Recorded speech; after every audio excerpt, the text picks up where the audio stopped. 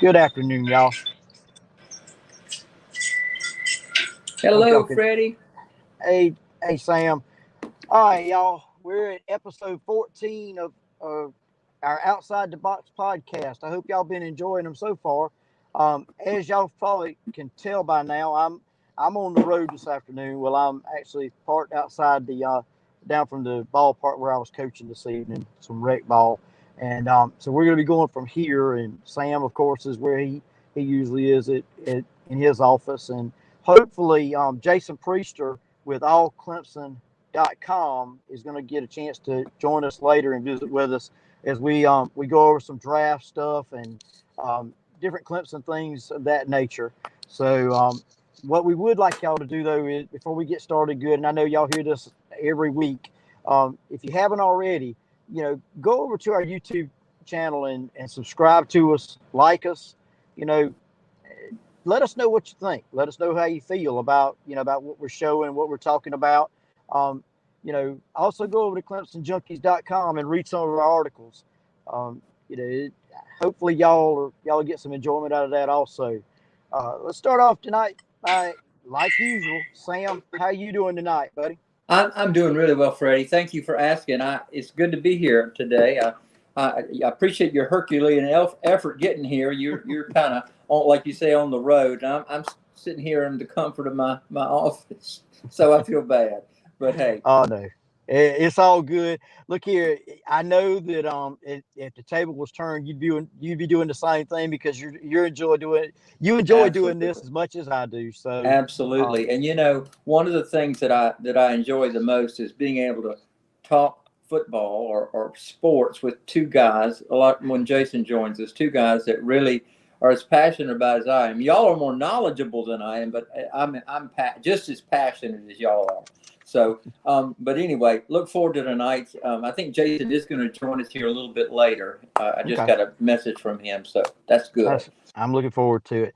Well, you know, to start off with, let's start off with yesterday's draft, or this past Thursday through Saturday's draft, which was the worst draft by Clemson during Dabo Sweeney's era from everything I've seen.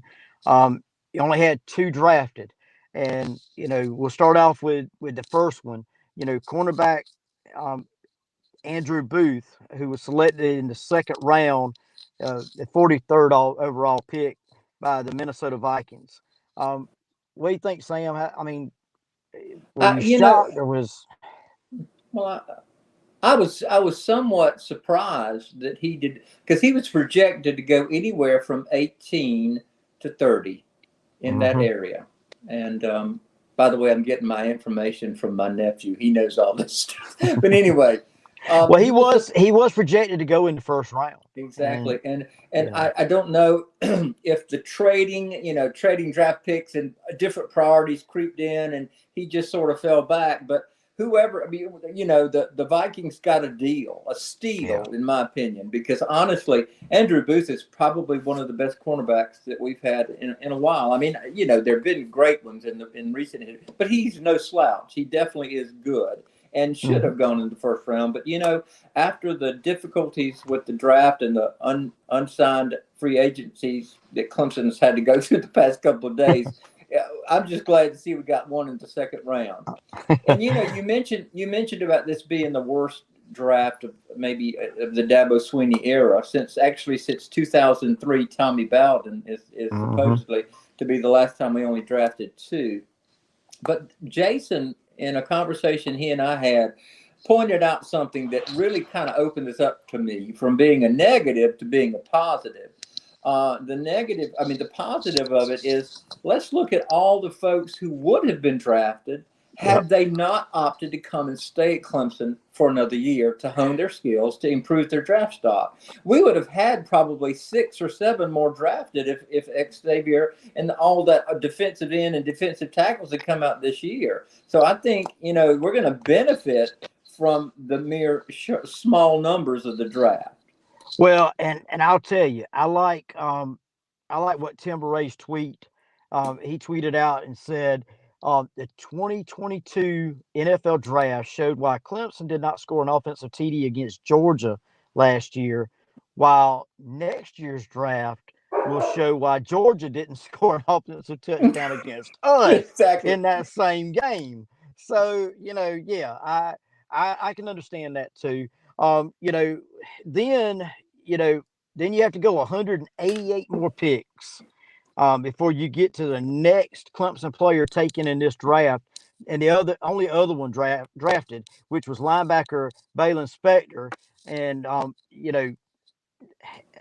231st overall pick by the Buffalo Bills. So You know what I found intriguing about that pick is, the stories. There's a couple stories out there, that the Buffalo Bills general manager had gotten several requests to trade for that draft pick for someone else, and he had this thing in mind that he remembered Braden Galloway. He remembered Balin Spector, and he said, this kid has had a great career. He's a hard nosed guy, and he held his ground. He didn't make those deals, and he drafted him. So while it yeah, was late in the draft, I think Balin was probably pleased that he just got drafted at all. oh yeah, Honestly, I mean, dream come true. yeah. Uh, well, and then moving on next, you got this one was a shock to me. That cornerback Mario Goodrich. Um, he doesn't get drafted at all, but now soon thereafter the draft, he does sign with the Philadelphia Eagles. That one was probably the second biggest shock to me in this draft. I'll be honest with you, with the Clemson players. So, well, I mean, what do you think there? Well, I do know that Mary Goodrich had a cracked rib, which Yeah, affected a lot at the end of the season, and affected a and lot. He illness. lost a lot of weight, and he kind of depleted himself. So for him to be able to rally, able to be participative in the Mhm. draft day per day was good. And I'll tell you, there was a message sent by the Eagles. They signed him, and he is one of the first people to receive. He received the largest undrafted free agent signing bonus that has ever been given by the Philadelphia Eagles of $7,000. Well, that may not seem like a lot. Yeah, It really is a lot more. They didn't give any out for the past 2 years, so yeah, that was pretty remarkable. So I think even though he did not get drafted, there were reasons. I mean, obviously there were reasons, but I think he has a platform in which to build a really nice career out of. At least that's yeah. my take on it, because he's a Now, great kid. and I'll be the first. I should have told this before we started. My list is not in order after the draft. The two in the draft, yes, they're in order, but the rest of these that I'm bringing up are not exactly in order. You Um, throw them out, brother, and we'll knock them well, down. and the next one that I'm going to throw out there is one that every Clemson fan had to be ecstatic whenever they found out that James Skalski had gotten a free agent signing by the Colts. I mean, this guy, I mean, he has been heart and soul Clemson while he's been there. And so for him just to get a shot, you got to know that Clemson fans were loving it as much as I was. Well, I So got to tell you, I was excited. Very excited. I see Jason's here with us. He hadn't quite joined us yet, but he should be here in just a second. But Jamie Skalski is one of those players that I just attach myself to emotionally. He is just the heart and soul, like you said. He has the heart of a lion, the spirit of a champion, and I am really, really, really glad that has his chance to continue his dream. And I think he handled the postseason, the pro day. His numbers weren't great. His measurables aren't fantastic, but I think his spirit, his confidence, and his frame of mind made him more attractive. At least that's yeah, my take on it. oh And yeah, I'm so happy for him. I think it's a great thing, great day. I am too. Then you got Nolan Turner, who was signed by the Tampa Bay Buccaneers. Um, that's another one that I'm happy for him. I, all of these guys getting that shot, whether they make it or not, that's going to be up to what they can put out there, but for them to get a shot, that's what every kid dreams of. And Nolan Turner's another one that he's been dreaming about this his whole life.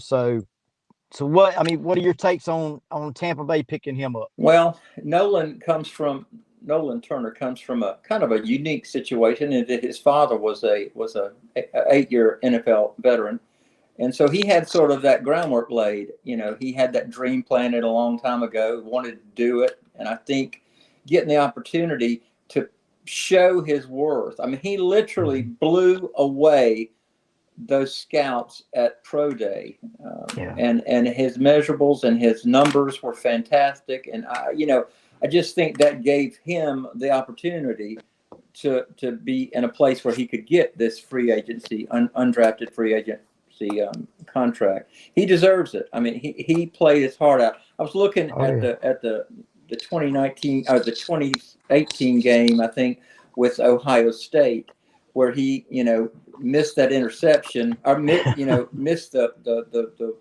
TD run, and then Dabo told him, "Son, you'll get your shot the next time." And sure enough, he got the winning interception there at the end of the game. So that kind of embodies who I think Nolan Turner is, and I think he's going to be valuable. I think he'll prove well. Oh yeah. Then of course you got tight end Braden Galloway who signed with the Chicago Bears.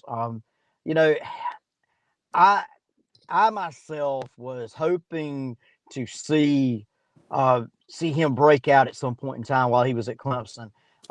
It just it didn't seem like he was able to do that. And I'm hoping that he'll be able to you know get to that point while with the Bears or with another team in the NFL.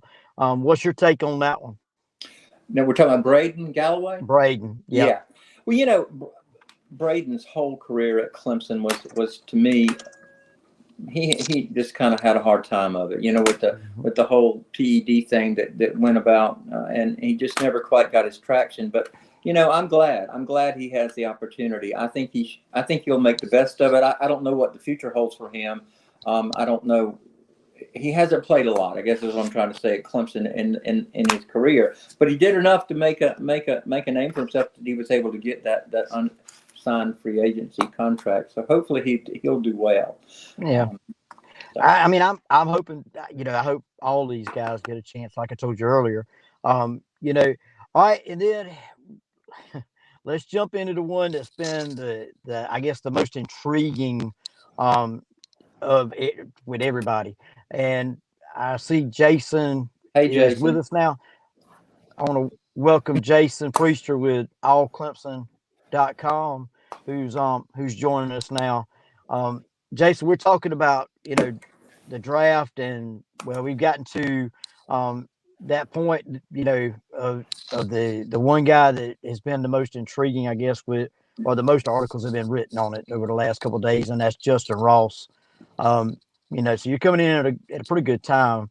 Um, what are your thoughts on that situation? With Justin Ross? Yeah.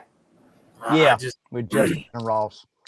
It's not too hard to tell that, those neck issues just scare teams off. From everything I can gather, there were a handful of teams that cleared him, but sounds like, they wanted to do a little more due diligence. He had a couple different offers, chose to go to the Chiefs. I'm glad he's going to get an opportunity, because he surely didn't go out at Clemson the way he should have. I don't think he was ever fast enough probably to be a top of the line, top of the first round guy, but he certainly was a guy that could have gone a lot higher in the draft than he ended up going.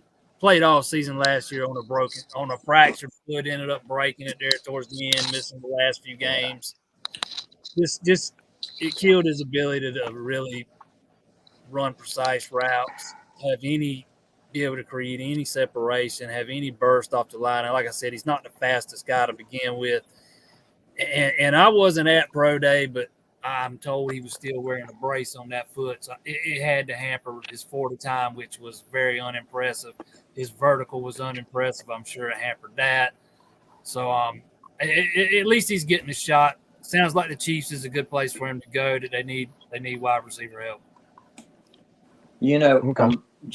Jason, one of the things that I admire about Ross is, he understood his draft stock was going to drop. I mean, I read an article last week, and maybe you wrote it, that he's accepted the fact that his draft stock was going to drop from maybe one of the top rounds to further back, but he was fine. He was good to go. But I think everybody, including him, he and his family, had to be shocked. I wrote a little update about my recruiting, the draft article I wrote yesterday. And in that, I said, it had to be agonizing for his family. And I'm glad. I'm really glad. The two that I'm more excited about than anybody is Justin Ross and Jamie Skowski in this draft. And I know they weren't drafted per se, but just to be able to sign and continue their dreams. But Justin Ross, it's been a hard couple of years for him. And I'm glad to see him kind of get past that, at least start to get past that. I've seen so many people in the last 2 days talking about how they didn't think Ross put in the effort last year. Dude played on a fractured foot, and you question his damn effort, man. Come on, bro. Well, it don't get no putting in no more effort than that. One of the things, the controversy that, and I'm not trying to devolve this conversation or this topic of I don't want to taint Justin Ross, but I got really frustrated reading some tweets today about, Dabo being the bad guy, Clemson putting his life at risk and his health at risk just to win football games. And I made the comment, Justin Ross was basically ineffective at Clemson last year. What meaning that he meant to be or he didn't have the capacity to be. He just didn't have the opportunity to get working with injuries. And Dabo Swinney would never put somebody's life in. They were making this premise was no one medically cleared him, which the guy was an idiot. I think, Freddie, you're the one that pointed it out. I think you sent it out to me. Well, the one that I saw when I searched the Twitter feed that it supposedly came from, it was deleted. So that told me everything I needed to know right there. I mean, it just wasn't, it seemed to be a fake account that they were just trying to stir stuff. And that, I mean, look, we all know that there's no way that anybody in their right mind is going to, risk somebody's life or, anything like that for college football. That's just stupid. Let's assume for a minute, which there's no way in the world that he's put on the field without being cleared medically. And he was cleared by the surgeon who either still does or used to, work for the Steelers. Let's assume for a minute that this was Dabo's call, man. And like I saw some people saying, he signed a waiver.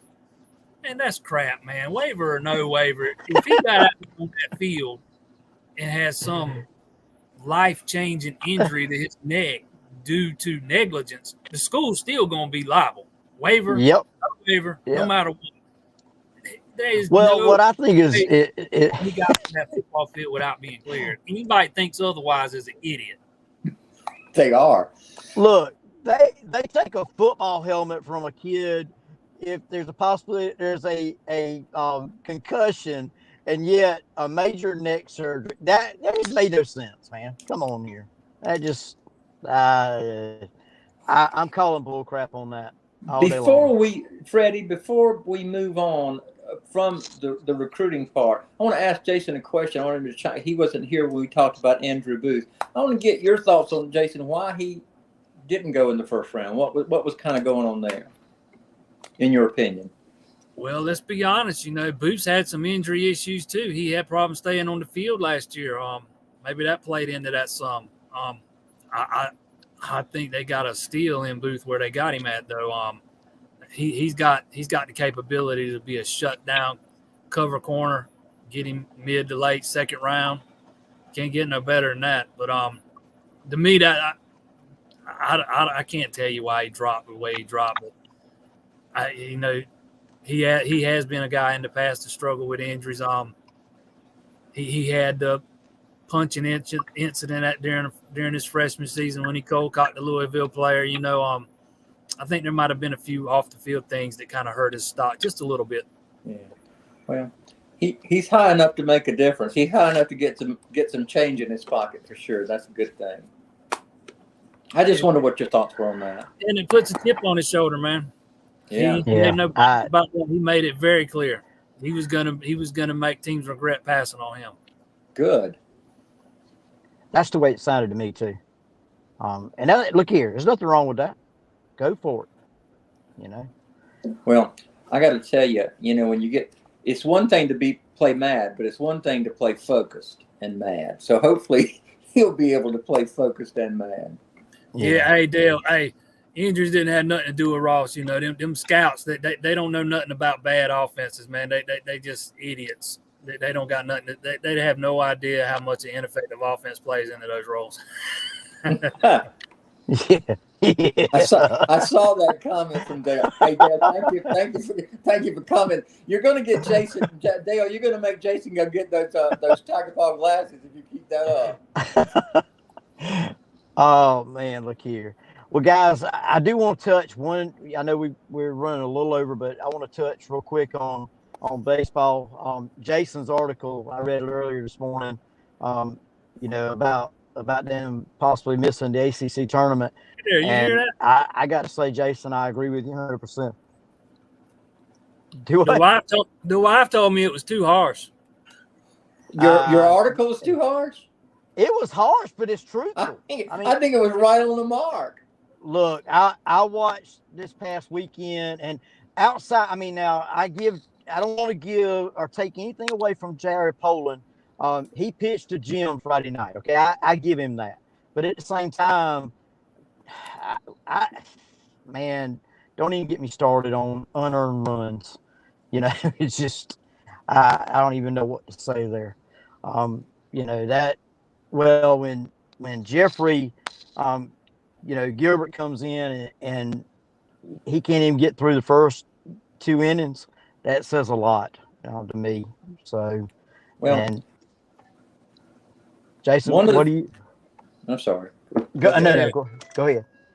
I was just gonna say that I've been the one here on the surface talking about the teams kind of bounce back and they kind of stay steady and they fight hard, and they do, but it's at some point fighting has got to equal winning, and you got to win at the right times, and this team has made it look pedestrian to win at the wrong time. They look like they can choose to win it, and I know they don't want to lose and they don't mean to lose, but their losses come at the most inopportune times. So they should have won at least one of those games from Louisville. Look, when you're dropping balls in the outfield, that concerns me. It really does. And don't get me wrong. I know it can be lost in the sun and everything else, but you had multiples of those yesterday. That just multiple. They had 3 or either 4. That's what I'm saying. Yeah, it was more than one. Dropped fly balls. Dale One was misplayed. It takes a lot to make me turn off a baseball game. And when Blackwell dropped that fly ball at shortstop, that was the end for me. I cut it off. I couldn't take no more. Dale made a comment about player development. It leaves a lot to be desired at Clemson, and I think I read that about a little bit of that in your article, and I certainly in my article I wrote today, I kind of surmised that if the Tigers don't make the ACC tournament, this might be the death knell for Monty Lee. You can't keep going. You can't keep running on, what used to be. You got to take what is, and it ain't looking pretty good. So Dale, I agree with. Only one charter ACC member has made every ACC baseball tournament. Clemson. Yep. They've never missed the tournament. It's like I said. Yeah. It's not the end of the world to miss the NCAA tournament of the season. At Clemson, it should be the standard to make it every year. But if you miss it one time here and there, that's the way it plays out sometimes. To miss it in 2 consecutive years, that shouldn't happen. To miss the ACC tournament, unfathomable. No. Unfathomable. And unforgivable. Yeah. It's hard to wrap my head around that. And me too. I'm not gonna, I'll take this and I'll say I have huge questions about the development of pitchers at Clemson under this coaching staff. Huge questions about That makes development. two of us. We've seen, you know, and I resigned myself. I kept an open mind. They had to, you know, a bunch of injuries one season, then they had to miss 2020 season, bunch of injuries last season. Couple, you know, top end starters had Tommy John surgery a couple seasons ago. So I've kept an open mind about it, but I've made my mind up now. I have serious questions about the development of the pitching staff at Clemson. And I was a big fan of the Andrew C. hire, man. I thought he did good things at Duke. What, you know, before he came to Clemson, why that hasn't translated over to Clemson, I cannot answer that. But pitching is a huge problem. When you Saturday and Sunday starters typically don't ever make it out. I think we're all scratching our heads. That's a big time problem, man. Because that bullpen started the season, it was great. That bullpen was really good, but when you're having to throw 6 or 7 innings every Saturday, every Sunday, that's just going to tax that pen, and that's exactly what's happened. Is it development, or are they not getting the right players in there? Is it a developmental issue, or they're just kind of making development? Oh, there's talented arms on that roster. There is talented arms on that roster. There's no argument there. Well, yeah, but let's look at Mac Anglin. He doesn't look all that much different right now than he did during his freshman season. He still struggles with command. You know, he can make it 5 innings, get into the 6th inning, but it takes him 100 and 110 pitches to get there. That's not efficient. He nibbles a.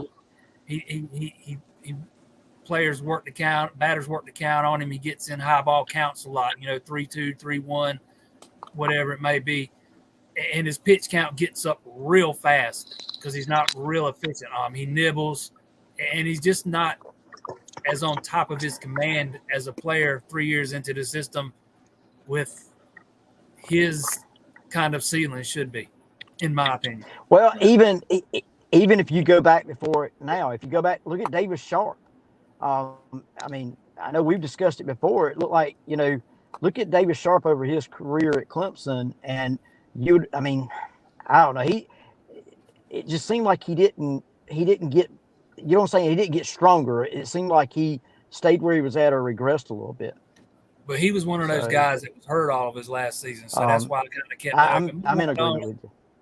So I mean, but no, he definitely kind of stayed the same those first 2 years and didn't really progress. But he was also, but to be fair, he was also hurt all last season, barely pitched any. That's true. My baseball knowledge is limited. I'm an observer, so not much of a tactician. But my observation is that, you know, I think unless a miracle happens, I don't think Clemson is going to make the ACC tournament. But I'm a doom and gloom kind of guy. Hopefully they will. I'm praying they will, but I don't know. They got, you know, and they also going to play one less game than Duke and North Carolina and all the other ACC teams because of the canceled game up there at Pitt. That could end up coming back and biting them on, you know, because it's good. That'll make it. It's going to be decided by conference win percentage. And right now, you know, they're almost a full percentage point behind Duke and North Carolina. 2 games back with 9 conference games to go. Yeah. Not good. All right, y'all. We've come to another end to a great show. I've enjoyed it anyway. I hope y'all have enjoyed it as much as we have, you know, talking Clemson sports and stuff. Like I've told you at the beginning, if y'all get a chance, you know, go over and subscribe to our YouTube channel, like it, you know, let us know what you think. You know, if you get a chance, you know, go over to the ClemsonJunkies.com site and read some of our articles. Again, we want to thank Jason Priester for visiting with us from allclemson.com. And until the next time, y'all, go Tigers. Go Tigers.